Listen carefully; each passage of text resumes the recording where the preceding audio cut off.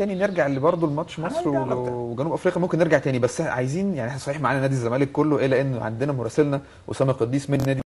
انا هم فاهمين كده تقريبا او في حاجه هو حاصله بقول لك بقى هناك، فهو يقول لنا انا مش هقول اسرار واحنا مساء الخير. مساء الخير يا اسامه.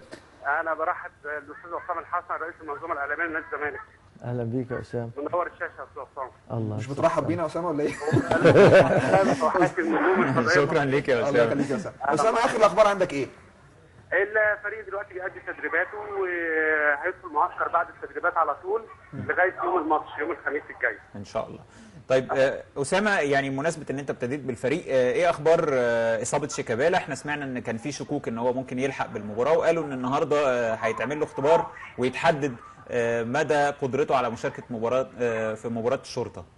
شيكابالا موجود في الملعب دلوقتي بيأدي التدريبات بقوه جدا، وواضح ان هو جاهز للماتش وهيبتدي الماتش. رغم ان الكابتن حسام حسن قال ان هو الاصابه اللي عنده ممكن تمنعه عن الماتش، لكن احنا شايفينه في الملعب بيأدي التدريبات بقوه وسليم الحمد لله.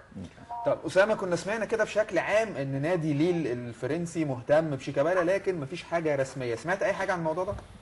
هو في شركات تسويق كتير وسماسره، ويمكن الاستاذ عصام الحسن عارف ان الناس بتتابع، والناس عن طريق السماسره وكلاء اللاعبين وشركات تسويق بتتابع على اساس تجهز عروض، لكن ما فيش اي حاجه رسميه جت لشيكابالا باستثناء عرض اندرلخت اللي الناس كلها عارفاه. تمام. طيب اسامه، يعني اخيرا كده، في اي حاجه ثانيه انت مش عاوز تقولها لنا او نسيت تقولها لنا؟ انا في حاجه بس عايز اتكلم في نقطتين بس بسرعه. النقطه الاولانيه خاصه بترشيح حسام حسن لاداره المنتخب القومي خلفا لحسن شحاته. ان هو قال ان هو الاعلام بيختار، الاعلام بنفسه هو اللي بيختار من خلال توجيهات معينه، هو اللي بيختار اسماء المدربين اللي بتولى المنتخب، وهو قال ان هو حتى دلوقتي في ناس ابتدت تلمح لاسماء معينه، وجه لهم رساله ان هم يتقوا الله في منتخب مصر، وان هم يختاروا ويكون على حق مش مجاملات.